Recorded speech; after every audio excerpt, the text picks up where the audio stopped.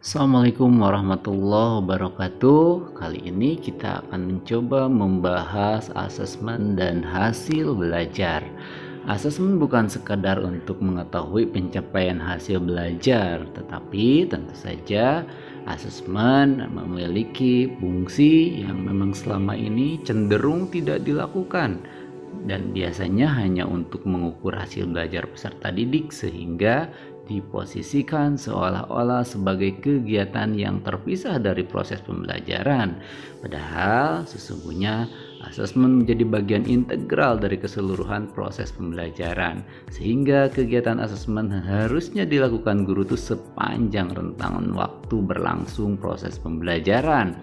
Nah, ketika itu dilakukan, maka ini sesungguhnya yang nanti bisa didapatkan untuk mencapai tujuan asesmen itu sendiri, karena tujuannya mendorong proses belajar menjadi bagian dari pembelajaran, mengembangkan kemampuan metakognitif dan refleksi, sehingga disebutlah asesmen formatif.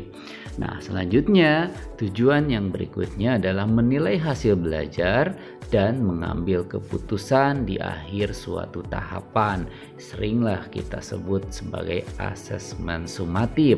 Dan asesmen yang sering diabaikan ini yang ketiga, yaitu untuk menentukan kebutuhan belajar dan membentuk program pembelajar individual peserta didik yang disebut dengan asesmen diagnosis atau asesmen diagnostik. Dan ini pangkalnya seharusnya. Nah, baik teman-teman pembelajar, asesmen diagnostik itu tujuannya dibagi menjadi dua. Yang pertama secara non-kognitif dan juga kognitif. Nah, untuk non-kognitif itu untuk mengetahui kesejahteraan psikologi dan sosial emosi siswa, karena ini non-kognitif.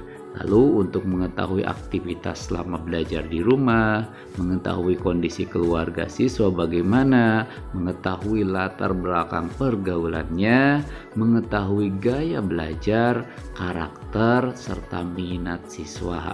Nah, ketika itu dilakukan, maka kita sudah bisa memiliki satu data dan konsep bagaimana kita menyelenggarakan asesmen kognitifnya.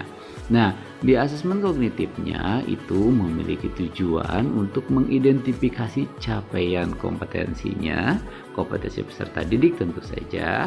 Lalu setelah itu bisa menyesuaikan pembelajaran di kelas dengan kompetensi rata-rata siswa, memberikan kelas remedial atau pembelajaran tambahan kepada siswa yang kompetensinya tentu masih di bawah rata-rata, teman-teman. Nah, kedua tujuan asesmen yang non-kognitif dan juga kognitif ini itu bisa dipadu-padankan dalam kegiatan tahun ajaran baru kali ini. Dengan konsep seperti apa, kita akan gambarkan sistem pendekatan penilaian asesmennya. Nah, asesmen formatif itu adalah memiliki satu gambaran di mana asesmen itu harus asesmen sebagai pembelajaran, asesmen untuk belajar, dan juga asesmen terhadap belajar, as, for, dan of. Nah, sebagai refleksi proses pembelajaran untuk yang asnya, dan untuk yang for learningnya asesmen untuk perbaikan proses pembelajarannya, dan terhadap pembelajaran ini harus dilakukan selama proses pembelajaran sampai dari awal sampai akhir. Nah, sehingga ini yang sering disebut dengan asesmen sumatif karena dilakukannya di akhir. Nah, konsep dari asesmen formatif dan sumatif itu memiliki perbedaan. Kalau yang formatif itu metode evaluasinya dilakukan evaluasi proses pemahaman murid, lalu juga dilakukan asesmen formatif itu memantau pembelajaran murid, yang memberikan umpan balik yang berkala dan juga berkelanjutan. Ini yang dikasih bold adalah hal yang harus ditekankan untuk kita lakukan.